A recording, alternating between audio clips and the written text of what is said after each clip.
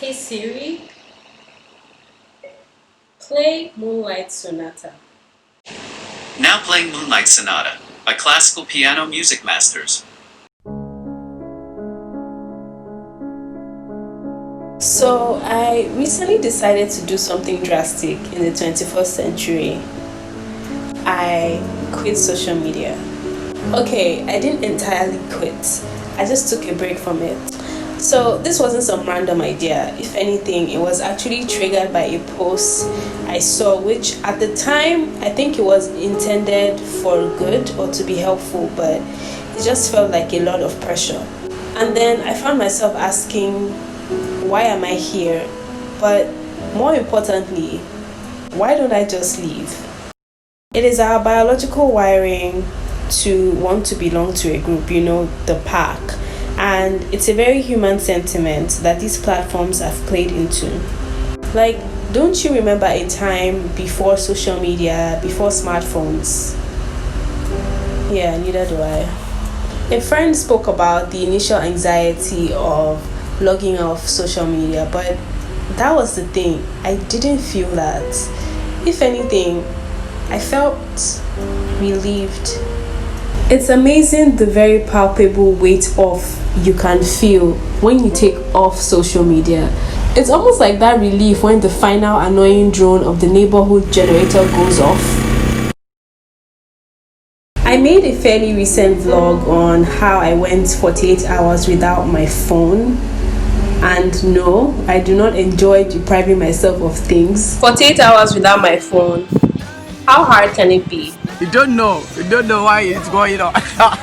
But the aftermath of that experiment was, I began to wonder, what was so bad about it anyway? I mean, what did it matter if the first thing I did in the morning was pick up my phone and check the shiny notifications? What harm was it really doing anyway? But soon enough, the answer came.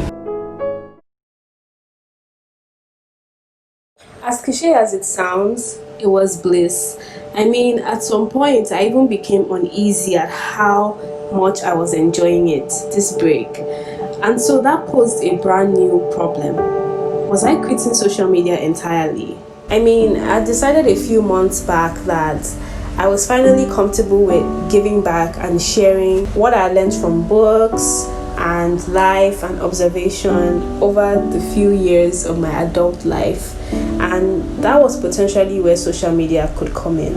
And honestly, come on, what a privilege to live in a time where an acquaintance or a friend is just a click away, where you can shop for clothes and order food, very important, on Instagram, where you can get instant news on what's happening in another country and not what the mainstream media wants to feed us. I'm so grateful to live in a time where we can effect change and bring awareness with social media. I personally haven't watched the news in a long time. I can't remember the last time I saw a TV screen, but I am well aware of what is going on in the world due to social media. I know that people like to make it seem like it's not that serious or it's not that deep and just let it go. It influences us. Like, this is something that really influences us. It influences our mood, it influences what we do, what we say, and even sometimes what we think, It often feels like there are renewed attempts to demonize social media. And while I will admit that it is not without its personal flaws and bureaucracies and even conspiracy theories, it can be a very useful tool.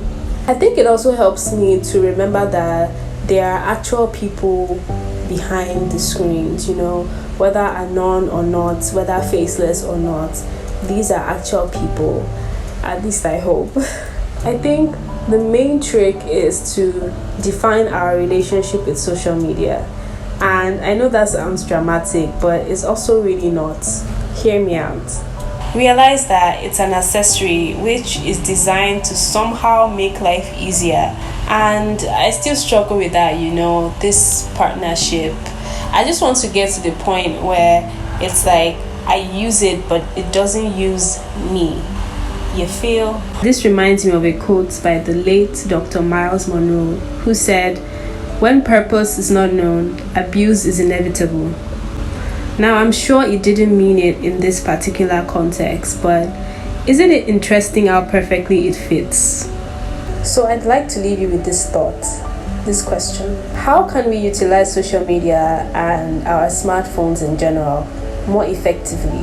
And honestly, I'd encourage you to try out this challenge and let me know how it goes. And if the thought of coming back online doesn't appeal to you, or even worse, fills you with dread, then maybe you need to reevaluate what you're coming back to. Maybe.